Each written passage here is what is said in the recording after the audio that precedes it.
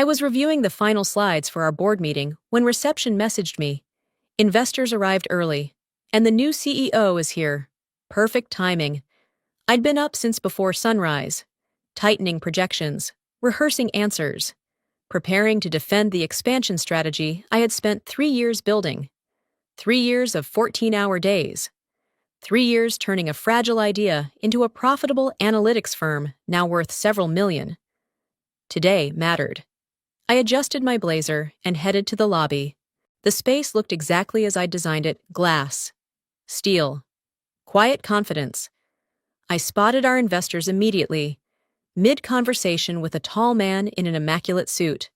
The new CEO, the board's choice, the experienced leadership they insisted we needed to scale. I was halfway across the lobby when he turned. He looked straight through me, without breaking his sentence. He shrugged off his coat and tossed it into my arms. "Hang this up and get me a black coffee," he said casually. "We're starting soon." The coat landed before my brain caught up. The investors froze. The receptionist went pale. The silence was sharp enough to cut.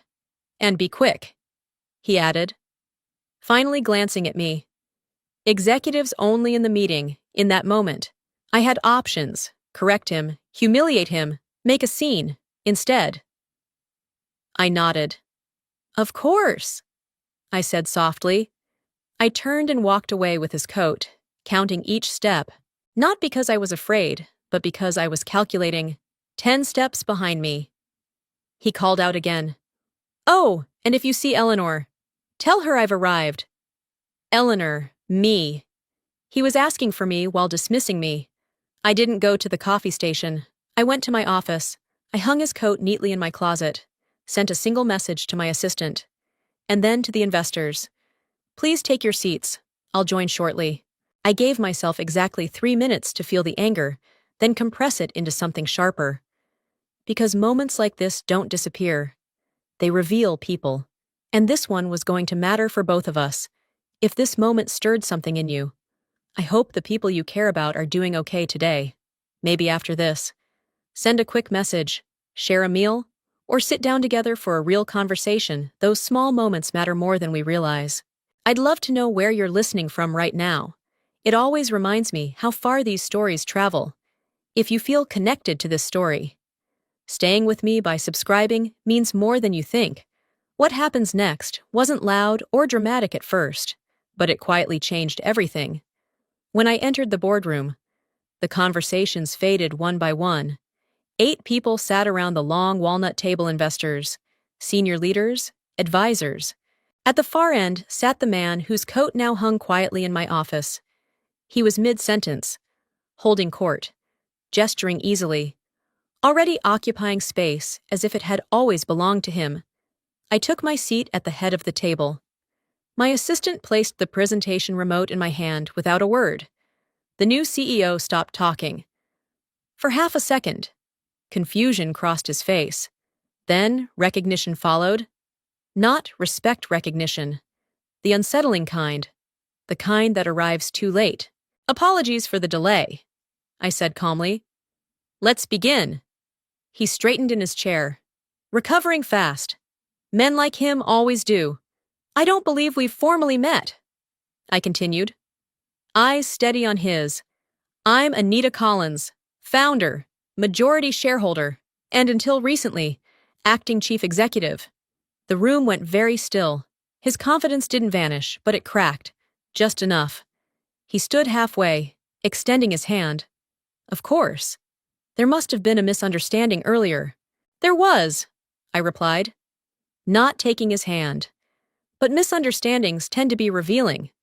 A few board members shifted. Someone cleared their throat. I launched into the presentation: expansion strategy, new enterprise clients, operational efficiencies, risks, mitigations, timelines. I didn't rush. I didn't perform. I spoke the way people do when they know the numbers are theirs, because the work was theirs first. He watched me closely now, not dismissively, analytically. When questions came, I answered them before anyone else could redirect them to him. When investors addressed him by mistake, he corrected them quickly, carefully, as if stepping across thin ice. By the time we adjourned, the dynamic had changed. As people gathered their papers, his secretary approached me first. "Ms. Collins," she said quietly, with a small nod that was almost a bow. "Your calendar has been cleared this afternoon, per your instructions." I hadn't given any instructions. I met her eyes and smiled. "Thank you. That'll be all." She nodded again and stepped back. Behind me. I felt him hesitate.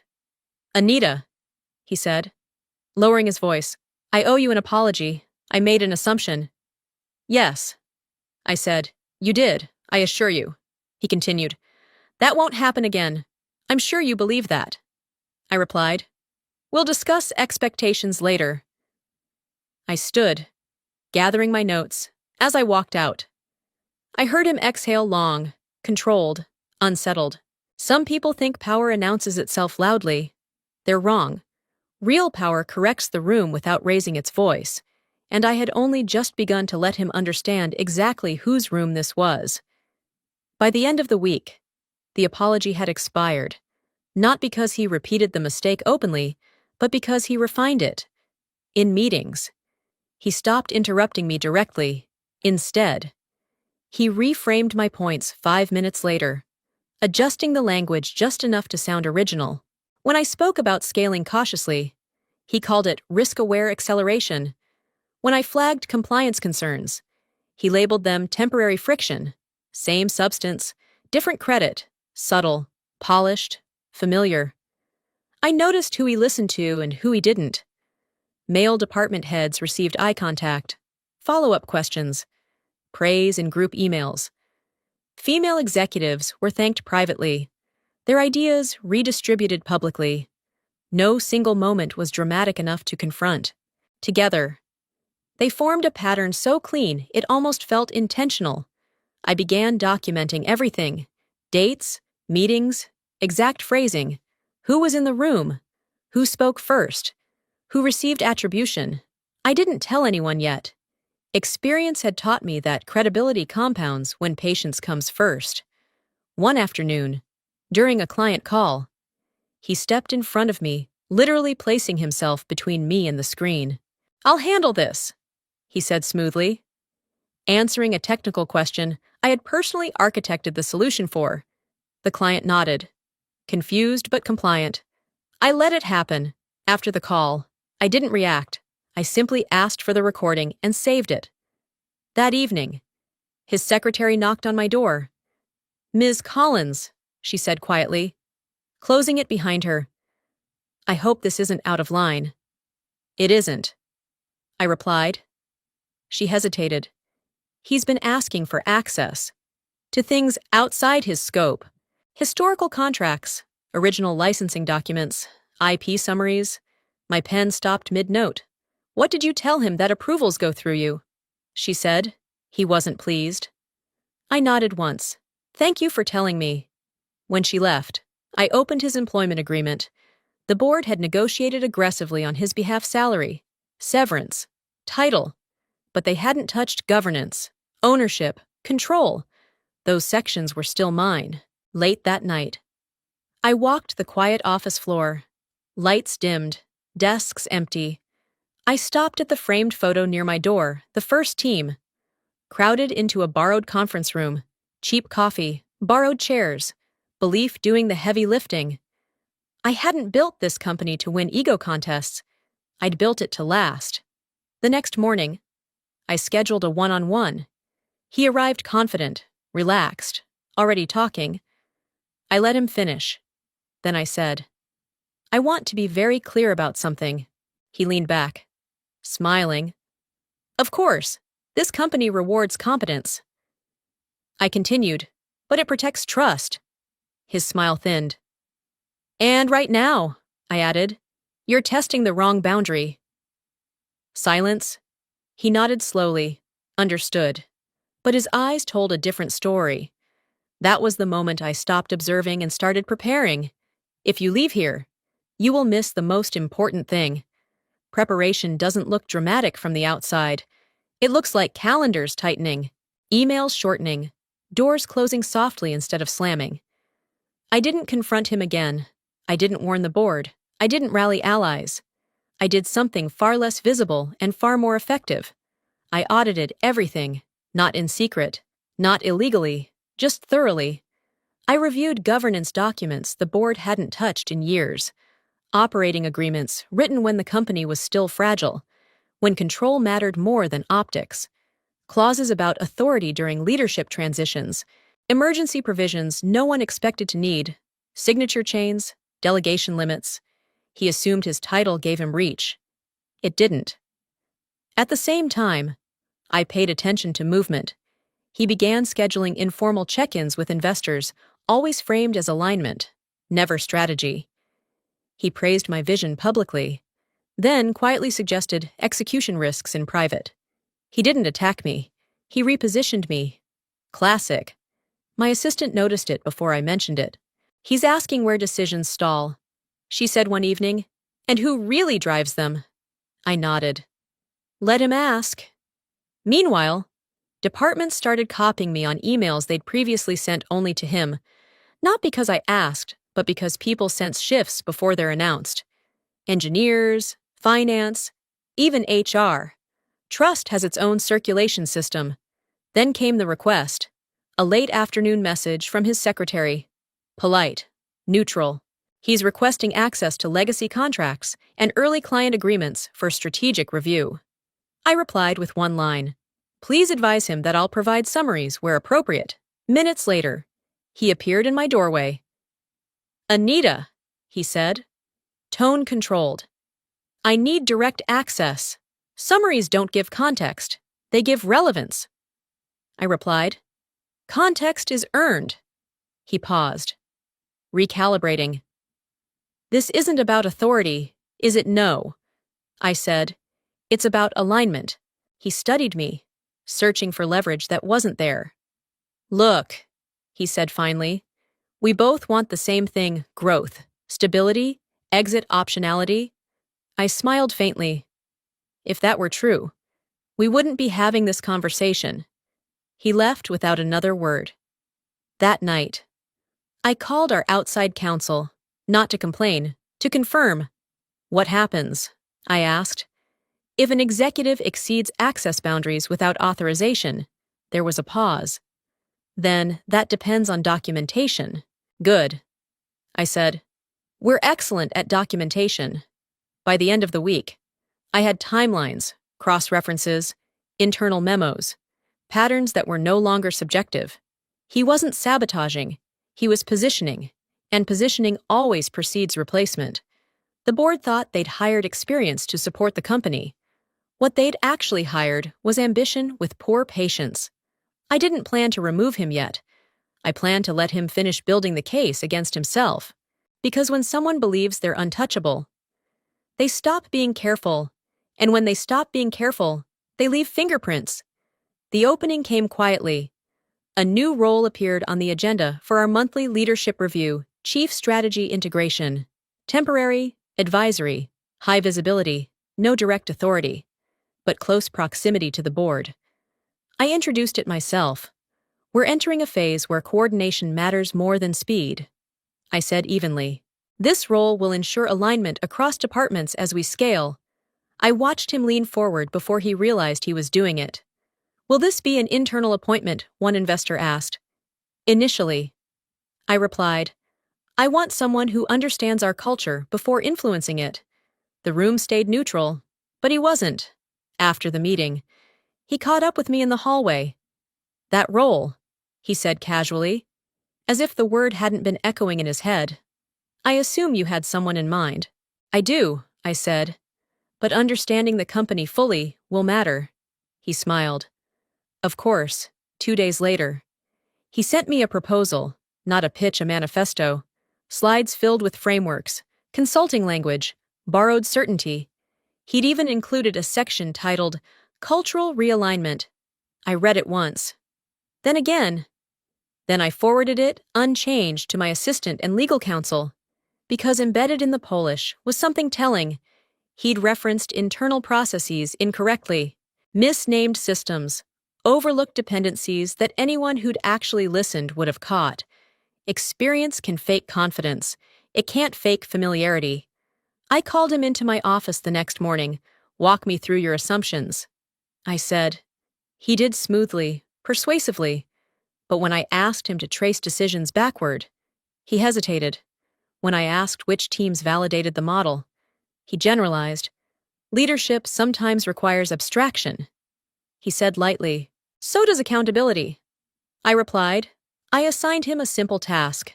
Spend 1 week embedded with operations, not directing, observing, documenting friction points, and reporting them accurately. He nodded, agreed too quickly. By midweek, the complaints started. He skipped stand-ups, deferred questions, rewrote notes without context, treated frontline issues like inconveniences instead of signals. One operations manager said it best, he listens to reply, not to understand. On Friday, he submitted his report. It was immaculate and completely wrong. I placed it next to the operational logs my team had collected independently, mismatch after mismatch, when he returned to discuss it. I didn't argue. I asked one question. Who did you verify this with? He opened his mouth, then closed it. Silence filled the room. I didn't think it was necessary, he said finally. That was the answer. I thanked him for the effort and told him I'd follow up. That afternoon, the board requested a closed session. He wasn't invited. I brought the documentation, not opinions, evidence, access attempts, private communications, misrepresentation, patterns. I didn't accuse. I let the record speak. When the meeting ended, one board member said quietly, "We may have misjudged the kind of leadership this company needs." I nodded. It happens. As I left the room, I passed him waiting in the hallway. He searched my face for answers. I gave him none. Some tests don't announce themselves. They simply record who you are when no one's watching. He knew something had changed. You could see it in the way he stopped smiling at people who didn't matter to him anymore, in the way his emails grew shorter, sharper, carefully phrased like legal disclaimers. Confidence hadn't left him, but certainty had. The board didn't tell him anything. They didn't need to. Power rarely announces itself when it moves. It simply stops responding the way it used to. He requested a meeting with me late that afternoon, framed it as alignment, urgency, forward momentum. I agreed. He arrived early, standing when I entered, posture corrected, voice measured. This wasn't the man who had thrown his coat without looking. This was someone recalibrating. I feel like we may have gotten off on the wrong foot, he began. And I'd like to reset. I sat, hands folded. Go on. He spoke about partnership, about mutual respect, about how optics matter when leadership appears divided. He never apologized. He never acknowledged specifics. He didn't have to in his mind. When he finished, I waited. Then I said, "Do you know why the board hired you?" He smiled slightly. "To bring operational maturity." "No," I replied. "They hired you because they were afraid of risk." That caught him. They thought experience neutralized uncertainty. I continued. "What they forgot is that experience without humility creates a different kind of risk." His jaw tightened. "I've spent years building trust in this company," I said calmly. "You've spent weeks testing it." He leaned back. "Are you threatening me?" "No," I said. "I'm explaining context." There was a knock at the door. His secretary stepped in. "I'm sorry to interrupt," she said. "Eyes on me. The board is ready." I stood. He followed. A step behind now, instead of beside me. In the boardroom. The atmosphere was different, quieter, deliberate. One of the investors spoke first. "We've reviewed recent developments." Another added, "including access attempts and communication channels." He opened his mouth to respond, but I raised a hand. "Before we proceed," I said, "there's one clarification worth making." I turned to him. "You were brought in as an executive," I continued. "Not a successor, not a contingency." The silence was heavy. The chair nodded. That's correct. He looked around the table. Recalculating.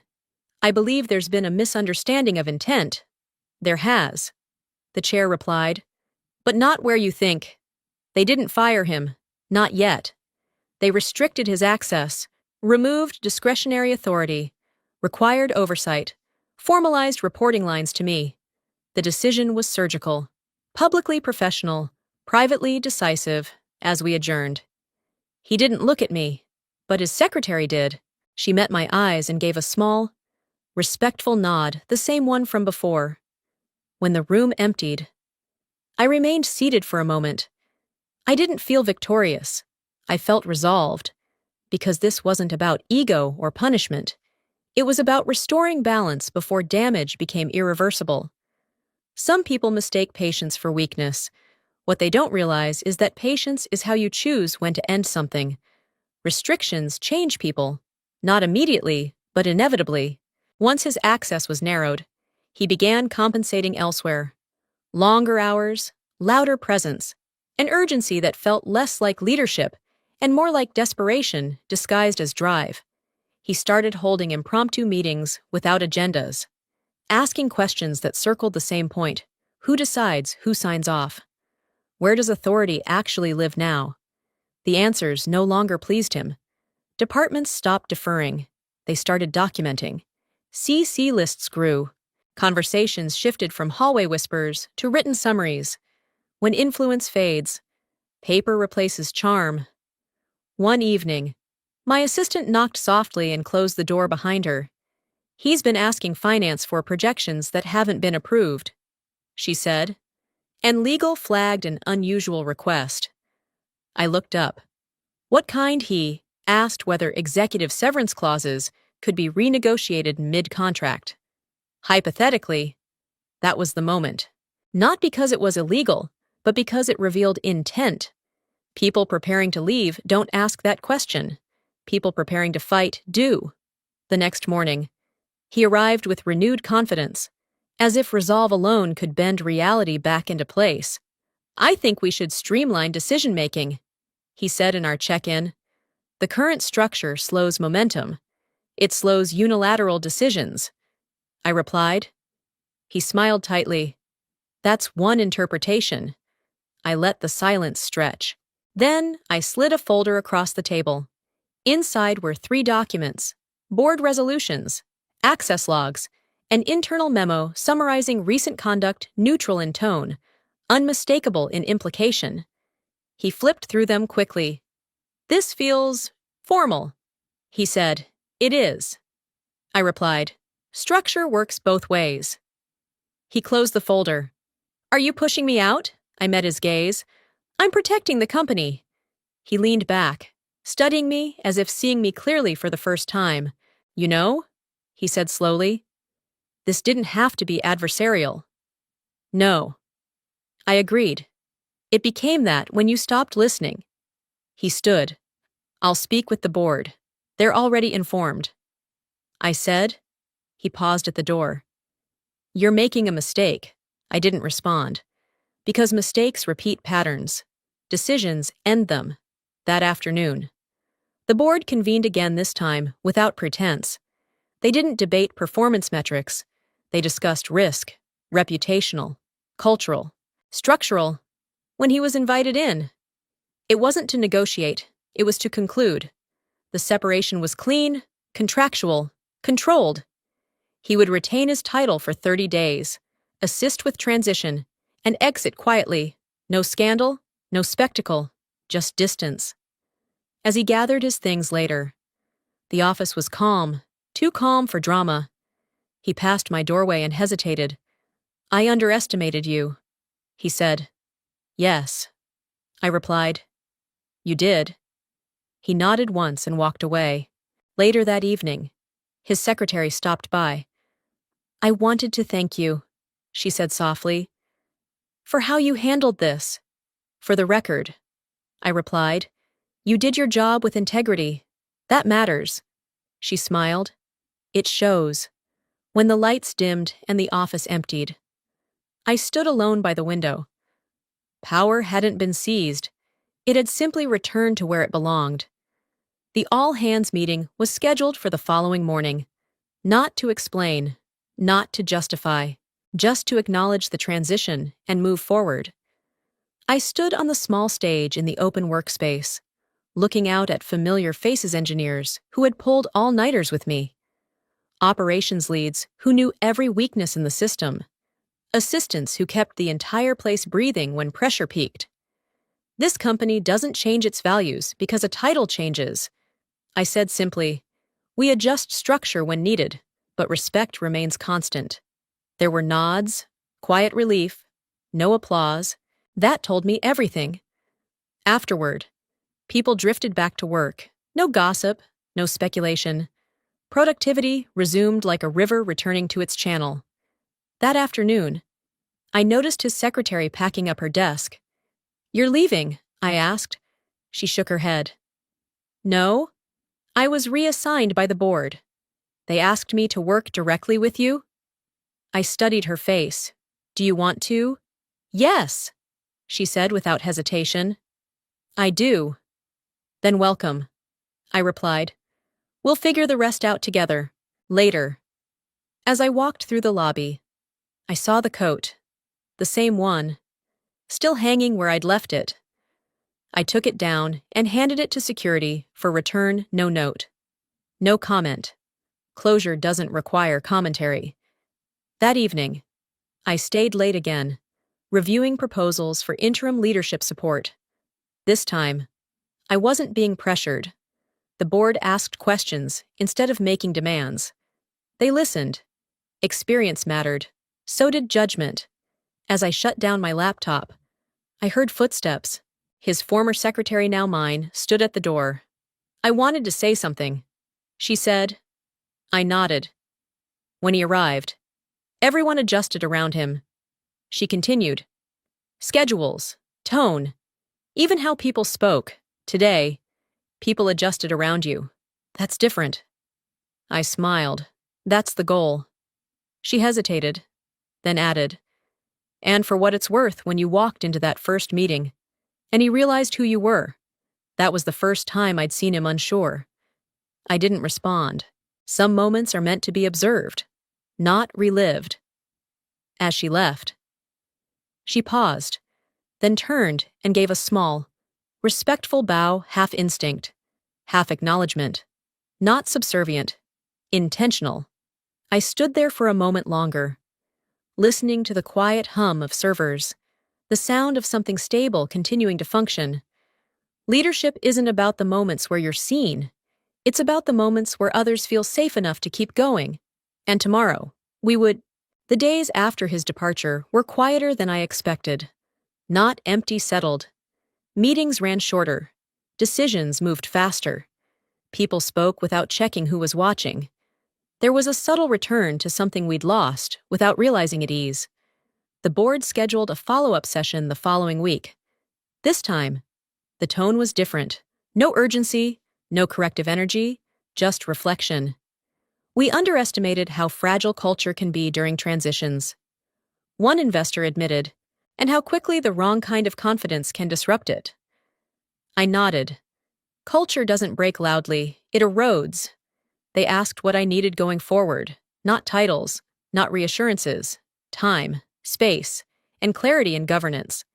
We formalized it that afternoon, clean lines of authority, explicit boundaries, shared accountability, nothing flashy, just structure that removed ambiguity before it could be exploited again. After the meeting, I walked through the office slowly. Engineering was debating an approach at the whiteboard. Finance laughed about a spreadsheet mistake. Someone had brought in food and forgotten to label it something we used to do religiously when tension ran high. I stopped by operations. "How's everything?" I asked. "Calm." One manager said, "Productive." Normal in a good way. Normal had become the reward. That evening, I found a handwritten note on my desk. "Thank you for not choosing the easy path." The team. I folded it carefully and slipped it into my bag. Not because I needed the validation, but because moments like that deserve to be remembered. Later that night, alone in my apartment, I thought about how easily the story could have gone another way. A public confrontation, a dramatic firing, a battle of egos that left collateral damage behind. But that wouldn't have protected what mattered. Strength isn't proven by volume, it's proven by restraint. The next morning, his former secretary, now fully transitioned, walked into my office with a revised schedule. "You have a lunch with the investors," she said. "They asked specifically to hear your long-term vision." I smiled. "Let's make it a conversation." She paused at the door. "You know, when he threw his coat, everyone saw disrespect. What they didn't see was you choosing patience instead of pride. That wasn't patience." I said, "That was timing." She nodded, understanding. As the day moved forward, I felt something unfamiliar but welcome. Not relief, confidence, the kind that doesn't need to be defended, because the company wasn't defined by who tried to control it, but by who protected it when it mattered. And tomorrow, there would be new challenges, new pressures, new tests. But the foundation was solid again. That was enough. The final board session of the quarter ended without ceremony. No raised voices, no dramatic votes, just calm agreement, signatures, and the soft closing of folders. When the last investor left, one of them paused by the door and said something I didn't expect. "You never tried to prove you were in charge," he said. "You simply acted like someone who already was." That stayed with me. Authority doesn't announce itself. It settles. In the weeks that followed, the company moved forward not faster, but cleaner. Decisions carried less friction. People stopped bracing themselves before speaking. Trust, once strained, reknit itself in small, almost invisible ways. I didn't replace him with another version of the same thing. Instead, we redistributed responsibility. Operations reported directly to me for now. Strategy became collaborative again, grounded in people who actually built and ran what we sold. The board stopped asking for adult supervision and started asking better questions. One afternoon, as I was reviewing a new partnership proposal, my assistant, once his secretary, set a cup of coffee on my desk. Black. Exactly how I like it. She smiled. No coat this time. I laughed softly. Progress. Later that day, I walked through the lobby again. Same glass, same steel, same logo glowing against the wall. But the space felt different, lighter. Not because power had shifted, but because it had stopped being contested. As I waited for the elevator, I caught my reflection in the glass. Not triumphant, not hardened, steady. I thought back to that first moment, the weight of the coat in my arms, the eyes watching, the choice to stay quiet instead of loud. People often mistake restraint for weakness because they don't understand how much strength it takes not to react. The truth is, you don't win these moments by striking back. You win by letting time expose character, by letting systems do what they're designed to do, by trusting that respect, once lost, doesn't need to be chased, only remembered by the people who deserve to stay. That evening, I sent a message to the company. No explanation, no justification, just this: "Thank you for the work you do. The way you do it matters." Replies came in quietly. Simple acknowledgments, no drama.